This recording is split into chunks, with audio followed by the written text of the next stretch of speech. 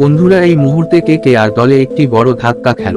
25 কোটি টাকা মূল্যের একজন বড় খেলোয়াড় আইপিএল 2024 থেকে ছিটকে গেল। আসলে বন্ধুরা, কোন খেলোয়াড়ের কথা বলতে চলেছি তা আমরা সবকিছু এই ভিডিওতে বলবো। তবে তার আগে আপনি যদি কেকেআর দলের ভক্ত হন তাহলে ভিডিওটি লাইক এবং চ্যানেলটি সাবস্ক্রাইব করুন।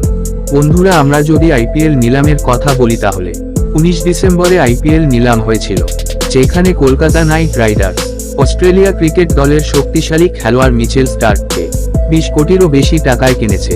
আসলে কেকেআর দল মিচেল স্টার্ককে 24 কোটি 75 লাখ টাকায় কিনেছে, যা সবাইকে অবাক করেছে। গৌতম গম্ভীর তিনি কেকেআর টিমকে শক্তিশালী করার জন্য মিচেল স্টার্ককে কিনেছেন। কিন্তু আইপিএল 2024 আগে আমরা আপনাকে বলি যে কেকেআর দল একটি বড় ধাক্কা খেয়েছে, কারণ আসন্ন মরশুমে একজন খেলোয়াড়ের পক্ষে আইপিএল খেলা খুব কঠিন বলে মনে করা হচ্ছে।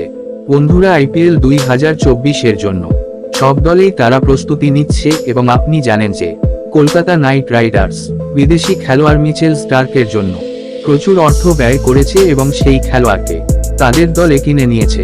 কিন্তু এখন আইপিএল 2024 আগে কেকেআর দল এখানে একটি বড় ধাক্কা খেল। 2 দিন আগে একটি নতুন রিপোর্ট বেরিয়েছে কেকেআর দলকে নিয়ে, যেখানে মিচেল স্টার্ক তিনি এবারের আইপিএল 2024 খেলতে পারবেন না।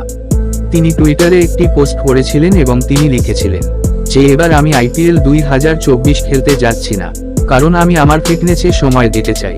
এবং এটি সম্ভবত তিনি আইপিএল 2024 অর্থাৎ আইপিএল এর এই মৌসুমে খেলতে পারবেন না। তো বন্ধুরা, আপনার কি মনে হয় মিচেল স্টার্ক কি এবারের আইপিএল খেলতে পারবে কি না? আপনার মতামত কমেন্ট করে বলুন।